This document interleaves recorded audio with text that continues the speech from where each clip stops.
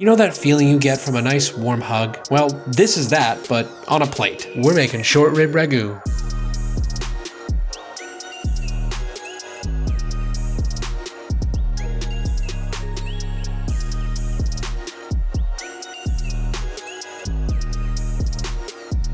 I'm real close now, huh? Yeah. Hey, I'm real close now, huh? If you want to impress your husband, your wife, your kids, your grandma, your neighbor, or even just yourself, you make this. A rich sauce with tender, fall-apart beef, all tossed together with not just any pasta, but you're going to learn how to make fresh pasta. Sounds to me like a pretty luxurious meal. Now, the first step in making our short rib ragu is our short rib. And I'm gonna be honest with you, I am not using short rib. I'm using chuck, primarily for two reasons. The first is I'm not paying for short rib. Short rib's expensive, and if I'm going to braise this down into tender, fall-apart beef, then why would I pay for a more expensive cut if a cheaper cut will get me there too? And the second reason I'm using chuck is because if you're getting any sort of boneless braised short rib in a restaurant, it's not actually short rib. It's probably gonna be chuck, especially for something like this where you're just gonna be cooking the life out of it until it's fall apart tender anyways, and you're not gonna notice. So while I do not condone lying, especially to your family, if you made this and called it short rib ragu, they're not gonna question it. But either way, the first thing you're gonna wanna do is go ahead and pat your meat dry on all sides. And like I said, I have about 2 pounds here of our boneless chuck roast that I'm just going to now cut up into short rib sized pieces. So slicing it all the way down and then cutting these individually into nice short rib chunks. Also at this point, if you have any extra fat on the side of your meat, whether it's short ribs or you're just using chuck, you can go ahead and trim that off. You can leave it too, but you're gonna end up skimming all the extra fat off the top of your sauce anyways, so it just makes it a little bit easier. And now, would you look at that? Can you look at this and can you tell me there's a difference, honestly and truthfully? Why not get this for this price instead of this for this price? It doesn't make any sense. Now, once our chuck is nicely shaped into our imitation short rib pieces, we're gonna go ahead and generously salt all the sides, making sure we are getting nice and even coverage here. And feel free to just salt your board too and just roll your beef around in your board. It's a very effective way to get salt in places that you didn't have them before. And definitely don't worry about over salting here because this is a lot of meat and we're also going to be adding a lot of other stuff into our sauce, so it's going to all get absorbed together and you're probably going to end up wanting to add more salt at the end anyway. So and now we can do the same with some black pepper. Definitely want to be a little bit less black pepper than salt. Nobody likes an overly peppery food unless you're like making something that's supposed to be overly peppery, but we're not doing that today. Get those nice and rolled around, collect all that salt and pepper off our board, and then we can just place those to the side. Booyah. And now for our veg, we've got some onion, carrots, celery, and garlic, a sofrito, which is basically just an Italian mirepoix. Technically speaking, garlic isn't in that, but garlic makes things better, so we're gonna use it. So we're gonna start off by dicing up our yellow onion, and it doesn't need to be perfect, but we do want it to be relatively small. Cutting around our onion, but making sure not to go all the way through, and give it a nice fine dice. And then we'll just repeat that with the other half of our onion. Now onto our carrot, we're gonna go ahead and, these are a little softer than I would have liked. Start by peeling the outside. Then we're just gonna cut these into long bias slices. And then we're just gonna lay out those slices overlapping, sort of like a roof shingle. Then we'll go ahead and cut those into a nice julienne, or strips, if you're not fancy or French. And then from there, we're just gonna take a bundle of these carrots, move them over to the side, and just line them up nice and neat. Don't take more than you can handle. And we'll just dice those up about the same size as our onions. And then once those are all nicely diced, we can go ahead and move those to our bowl. And then we'll repeat that with 1 to 2 more carrots, depending on how big your carrots are. Mine are on the bigger side, so I'm probably just gonna do 2 carrots total, but if yours are a little smaller, you can do 3. Now moving on to our celery. We have 2 celery stalks. I'm gonna chop them off right below the joint, cut off the butts. And then from here, I'm going to very carefully split them in half and split them in half again. And if yours are extra thick, you may also need to split it in half one more time. Then we'll just line those up and give those a dice about the same size as our onions and also our carrots. And then into the bowl they go. Again, trying your very best not to spill anything. I'm gonna watch that footage later and realize I did totally spill stuff. Now finally for our garlic. Now, garlic typically isn't in your, like I said, your sofrito or your mirepoix, but garlic makes everything better. We're gonna need somewhere between 6 to 8 cloves of garlic, depending on the size of your garlic and how much you love life. Mine are fairly big size, so I'm gonna go with 8 because I love life. Screw it, let's go with 9. And now we just want a rough chop on these, so I'm gonna start by smashing so I can easily remove the skin. That was sick. Can I do it again? No. Yes. And now that all that skin is removed, I'm just gonna go ahead and start roughly chopping through it all. There's not really a rhyme or reason to it. Just be careful not to trim your fingertips off. You don't want it into a paste, but you do want it to be all roughly chopped and small, similar to the rest of our vegetables. But it's also garlic, so it's gonna be a lot smaller. And if you're unable to roughly chop your garlic, then you just want to press it because it's easier, you need to, like you don't physically aren't able to chop, then like that's fine too. Just crush it up, it'll work just fine. And now that I have my garlic right where I want it, we can go ahead and add it into our bowl. Now when it comes to cooking our ragu, there's a few different options that we have, and they're all relatively the same amount of work, but one is significantly shorter in time. Option one is we use a Dutch oven and we do this all on the stove, and it's gonna cook and braise for like 3 to 4 hours. And during those 3 to 4 hours, you're stirring it like 2 to 3 times at most. Option two is basically the same thing. You'll start out by cooking it on the stove, but then when it comes to the braising time, you're gonna throw it into a 350-degree oven for like 3 to 4 hours again. Same exact process, except instead of simmering on the stove, it's gonna simmer in the oven. But option three, which is the one that we're going to go with today, we're gonna pressure cook it. I dropped a part.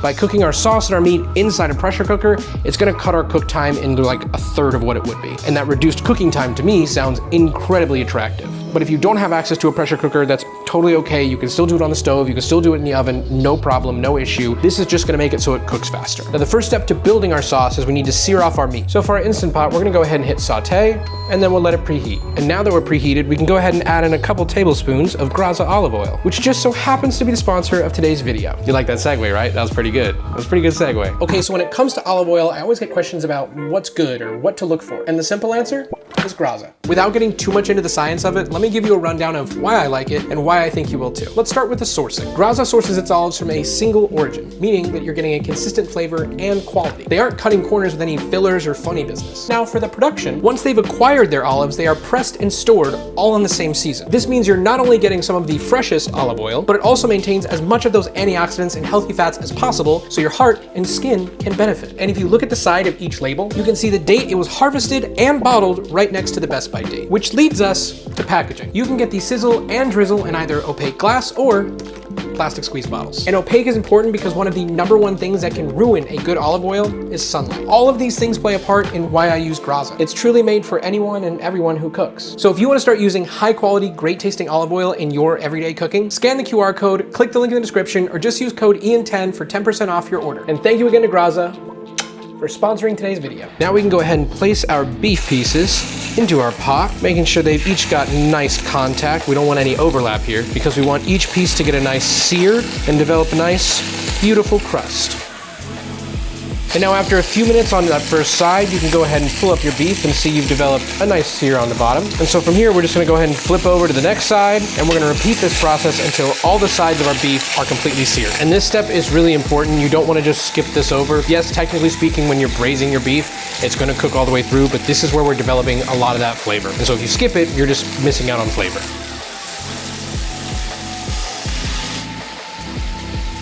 And now that all the sides of our beef are nicely seared, we can go ahead and remove it and just admire that beautiful color. And now we can move on to our veg. We're gonna start off by adding in about 4 tablespoons of unsalted butter, and then we'll just follow it up with all of our veg.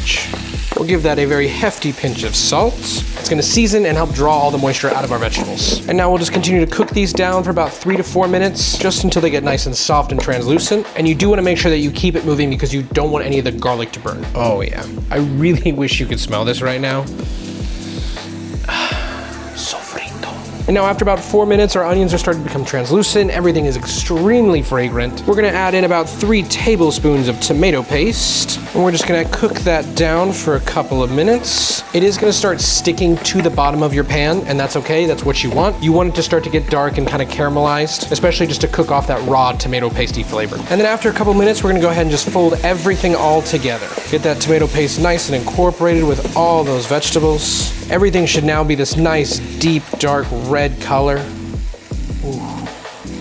And as you can see, we've got another layer of fond that's built up and developed on the bottom of our pan. Also, I just want you to know, if you don't like the way that that looks when I go into there, it's because I'm just by myself and I'm trying to hold this and stir at the same time, and it's difficult by myself, but I hope you know I'm doing my best. Now for the fond, we're gonna go ahead and deglaze with a nice Cabernet Sauvignon, about 1.5 cups, and it doesn't actually have to be a Cabernet Sauvignon. You just want a red wine that's very dry. You don't want something sweet. So I'm not a big wine person or wine connoisseur of things, so I don't really know, but I do know you want something dry, you don't want something sweet, and you want something red. Don't do this with white wine. do it with red wine. Now we'll go ahead and carefully just start to scrape the bottom of our pan, making sure we're getting that beautiful, delicious fond that we've developed. And also definitely want to make sure you're being very careful with the stirring here because tomato paste, red wine, both very stain-prone foods. Now after letting that simmer for a couple minutes, we're gonna go ahead and add in one 28-ounce can of whole tomatoes. Mine are peeled and whole. You can use crushed, you can use non-peeled, you can use fresh tomatoes if you want. If you really want to be extra, you can use a combination of like Roma tomatoes and cherry tomatoes, and then you can blast them in the broiler and get a nice char on the outside. It's a good way to go about it, but it's a lot more work than I'm willing to put in for this because quite honestly, it's really good without it. Now we're gonna use our spoon to very carefully start to crush those tomatoes up. They're gonna get completely obliterated as that continues to cook later on, so it's not the end of the world if it's not perfect, but just to get a little bit more even spreadage.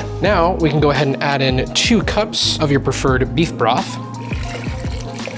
And then we'll give all that a good mix together. From here, we can go ahead and add back in our beef that we seared from before. And we're just gonna wanna make sure it's nicely nuzzled underneath all of that sauce. And do not forget your beef juice.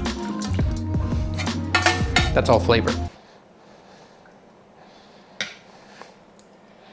Now for the last bit of work before we tuck this thing to bed, we're gonna put together our herbs. Now this one particularly I meant to do earlier because I really wanted to toast it, but I totally forgot. But we're gonna add in about a teaspoon of red chili flakes. If you don't wanna add those, you don't have to. It's gonna add just a little bit of warmth to it. It's not really gonna add heat, but if you're really against it, no worries, you can leave it out. Then we're gonna grab somewhere around like 10 sprigs of thyme. It doesn't have to be an exact science here. And we're gonna mix that with about 2 sprigs of rosemary, as well as a couple of bay leaves. Then we're just gonna use a little bit of butcher's twine to tie all this up together. You don't have to tie this together by any means. You can 100% just throw it all in there. The only issue with that is at the end, when you try to take these things out, it sometimes can be a pain to find them. Versus you tie it all up like this, you've got a nice little bundle that you can just drop in and then pull out when you're done. And if you're one of those people that has leftover Parmigiano Reggiano rinds, then this is the time to use them. We're gonna go ahead and just dump those in, give them a nice submerge. Ooh, that's hot. If you don't have them, don't worry about it. I just have a very pregnant wife who's also very Italian, and we go through a very large amount of Parmigiano Reggiano. I truly could not be happier. Now from here, we're gonna go ahead and put on our lid, but first, make sure you have a seal, the rubber gasket,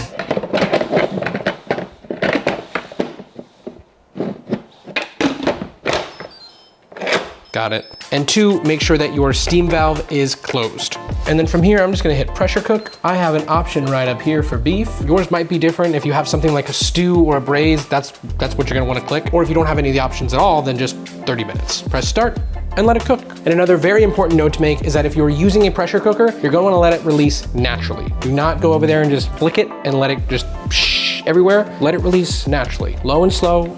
Let it take its time, more flavor. It's not technically like 100% a law, but in this case, it's a law. Now, while you wait for your sauce to cook, you can absolutely like, comment, subscribe, and share this video with someone.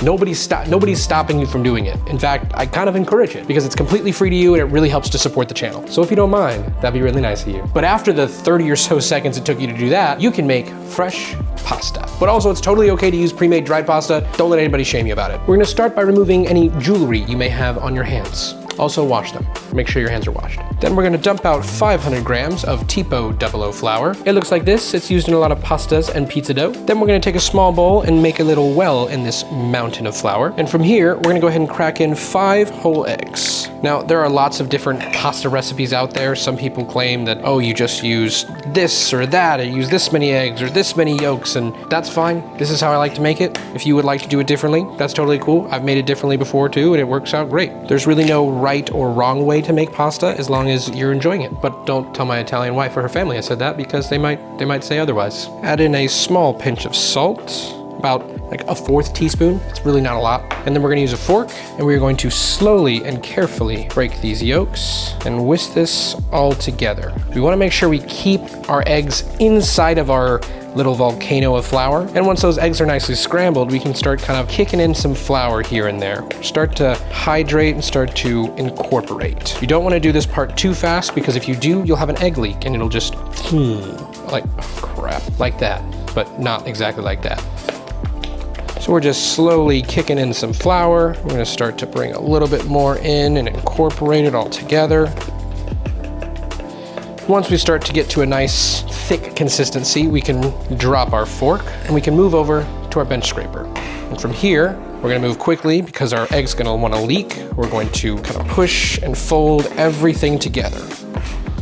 It's It's gonna look pretty shaggy and dry at first, and that's okay. We don't wanna preemptively add any more liquid and end up with a dough ball that's too wet. But if you do add too much and it is feeling a little bit too wet, you can always add a little bit more flour. Now, once all that flour is mostly incorporated and you've got a nice shaggy dough, we can go ahead and move over to just doing hand stuff. That's what she said. And we can start to form it all together. And to knead our dough, it's really quite simple. All you're gonna do is just form this little sideways bread log thing, and then we're gonna take one side, fold it over, push, fold. And then we're going to push and fold, rotate, push and fold, rotate, push and fold. Just do that over and over until you've formed a nice, smooth and supple dough. And now I'm wondering at this point why I decided to do this on my cutting board and not just do this on the countertop, because my board is just sliding around everywhere, even with a sticky underneath. This is definitely a case where if you have a solid countertop and not one with tile, then this is the time to clean that and then just do it straight on there. Rotate, fold, push. Rotate, fold, push. Rotate, fold, push. Now, like I said before, you may need to add a little bit more water or maybe even a little bit of flour, depending on the size of your eggs, depending on elevation. There are a lot of factors that kind of play into this, so it's definitely something you need to watch out for. In my case, I'm gonna add just a touch of water. And when I say a touch, I mean I'm literally just going to wet my hands because I don't wanna add too much moisture into this. But just wetting my hands is enough to kind of incorporate a little bit extra, slowly but surely. All right, and now I am very happy with this. I've got a nice little dough baby. So I'm just gonna go ahead and cover it with my bowl. You don't have to use a bowl, you can also just use a damp towel. The thing you wanna just prevent is airflow because you don't want it to dry out while it's resting. Timer's set. Now our 30 minutes has passed. Our dough is nicely rested. It smells delightful. We're gonna go ahead and split this up using a bench scraper into 4 relatively equal pieces. And now from here, we can go ahead and roll out our pasta. Now, you don't need a KitchenAid and a rolling attachment. You don't need that. You can use the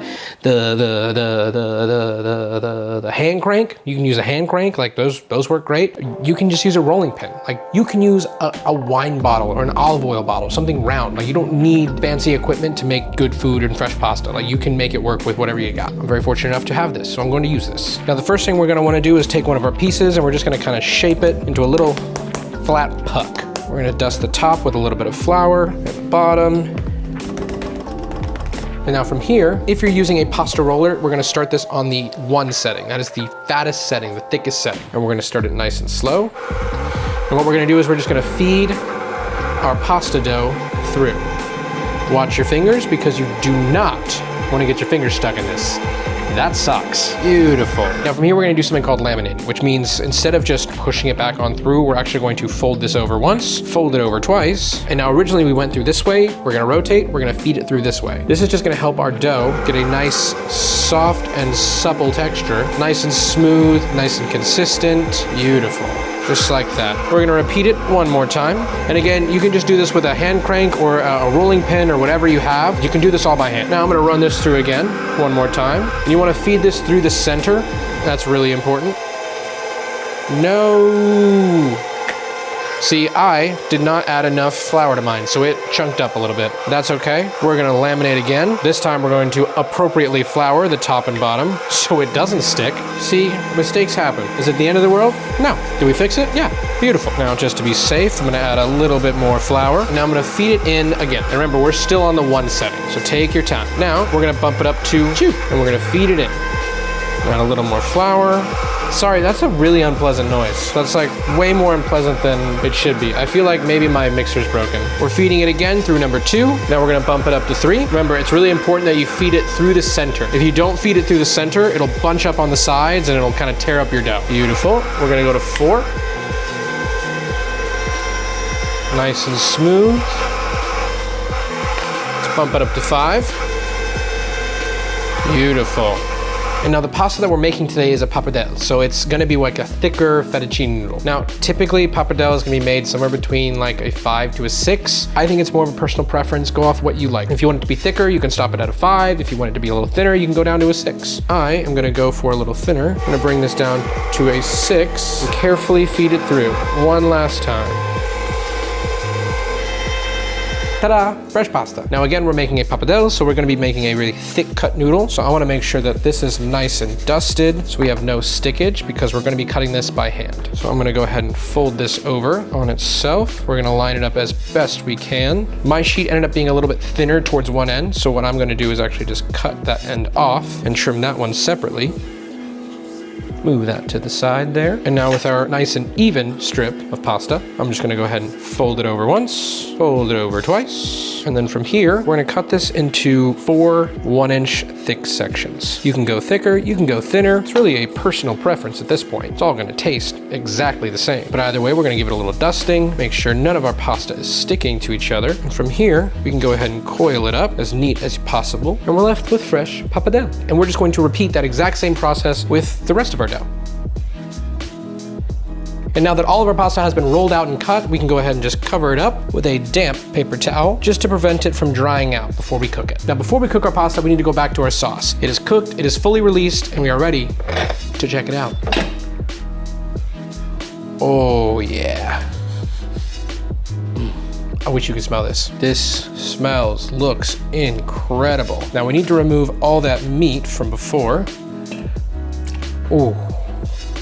That's tender. Ooh, as well as the bundle of herbs. See how much easier this was to remove versus trying to like find them all. Now, once you have all the meat out of there, you're gonna go ahead and judge your sauce. If you were braising in the oven or on your stove, it's probably gonna be a lot thicker. But because we pressure cooked and we did a natural release, our sauce is pretty thin, like really thin. So what we're gonna do is we're gonna turn this back on to saute. Oh, and don't forget that Parmesan rind. And then we're just gonna bring this to a simmer until it thickens up. And while it thickens up, we can go ahead and shred our beef, which at this point is incredibly tender. I mean, this doesn't need anything more than just a nice pull apart. If you did decide to use bone-in short ribs, then this is the time to go ahead and remove those bones. But you really just want this all nice and shredded. It should be really, really easy. And now we've been simmering and reducing for about 10 minutes now, and it's gotten significantly thicker. It's still very thin, and that's okay because we're gonna actually thicken it up a little bit more when we have our pasta in it. So at this point, we're gonna go ahead and add back in our meat. Now, if you're one of those people who wants to take some of that fat off the top of your sauce, by all means, I'm not one of those people. Fat is flavor, so I'm gonna leave it in there. And it's not like this is necessarily like a super healthy meal. It's not like bad for you, I don't think, but it's not like lettuce. So like a little extra fat, you know, be good. It's gonna taste nice. And look at that, we're already thickening up with the addition of our beef. That's what we wanna see. Look at that. See, just me here. And now we can do our final taste for salt. A little more salt. Oh yeah. And now we are in the final stretch. It is time to cook and assemble our pasta. In a large pot of boiling water goes in a couple handfuls or large pinches of salt. Then once it's boiling, we're gonna go ahead and add in our fresh pasta, making sure that it is separated before we put it in there. Because after you've wrapped it all together, depending on how long it's sat, those noodles can start to stick together a little bit. So make sure you peel them apart before you add them to your water. Now you can give them a gentle nudge here and there to make sure they're not sticking to anything. And because it's fresh pasta, it's only gonna take like 2 to 3 minutes to really cook. So make sure you're standing by and you're watching it and not walking over here for some reason. I don't know what I'm doing, sorry. I love you. That's my wife. I love her. She's the best. She's hot. She's beautiful. She's smart. She's intelligent. She's kind. My noodles are probably gonna overcook right now because I wasn't thinking about them. I was thinking about my wife. Now, once your noodles are cooked and nice and al dente, we're gonna go ahead and remove them. And we're actually going to move them into that bowl that we shredded our beef. Then we're just gonna take a few tablespoons of our pasta water. Then we'll follow that up with a couple generous ladlefuls of our sauce, some freshly grated Parmigiano Reggiano, like 2 to 3 tablespoons worth, nothing crazy. And then we'll go ahead and shred up and tear in 3 or 4 pieces of basil. And now we're going to gently toss all this together, getting our sauce nice and emulsified. I should have used a bigger bowl. It's going everywhere. You don't have to do it like this. You could do it without making a mess, but I find it's more fun that way. We're gonna add a little more cheese. And then once it's all nice and emulsified, you're ready to clean up this giant mess, put it on a plate. Thank you so much for watching. I really hope that you enjoyed it. I really hope that you learned something. Here's some videos I think you'll like to watch next. Here's an updated ultrasound of my soon-to-be baby girl, and I'll see you next week.